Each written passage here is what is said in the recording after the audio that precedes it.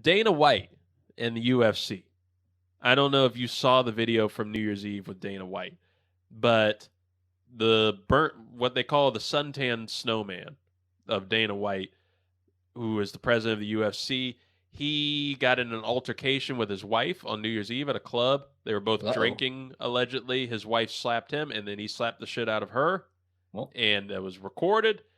And people are like, they're like, what's anybody going to do about this? Because he's the head of the UFC. He's the one that hands down punishments, you know. And obviously people jumped in immediately saying, like, his wife hit him first. There are a lot of defenders, jumping for that. I argue back, she hit him first. You should never put your hands on a woman, regardless. If whatever that situation was, and she's much smaller than him, even though he looks small as shit himself. But regardless, ESPN's coverage of it just went to shit immediately when Stephen A. Smith had to make a comment about it, because ESPN is in business with the UFC.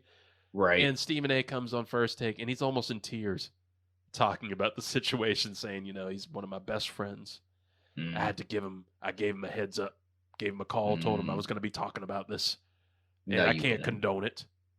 But you never know what happens. Like all this shit that they're trying to defend. Oh my God. How are we supposed to take these networks seriously when they're just condoning their shithead behavior from their biggest talking heads? Money.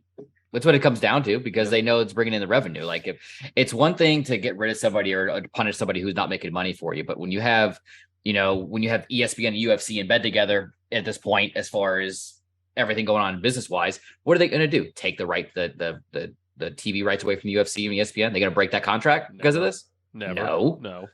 There's nothing you can do.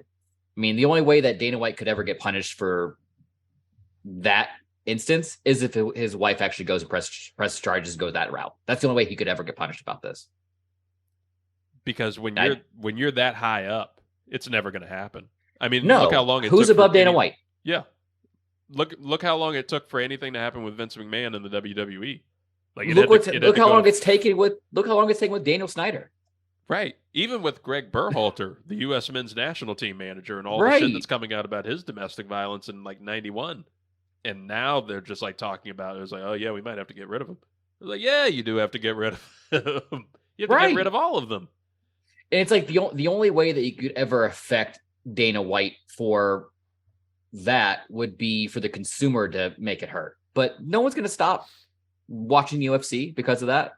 No. It's a blip. It's a blip. The only way that he would ever get any kind of repercussions is if wife actually takes him to court or sues him or presses charges on him, something. But she's not going to do it. And what surprise is it when you look at the UFC? Like, I'll watch UFC, but I'm not the biggest supporter of it because of the people that are in it. And oftentimes they're doing shit like this. They're beating somebody up outside of the octagon. If it's not like just some random person in a bar or something, then they'll beat up their wives. Greg Hardy was in there.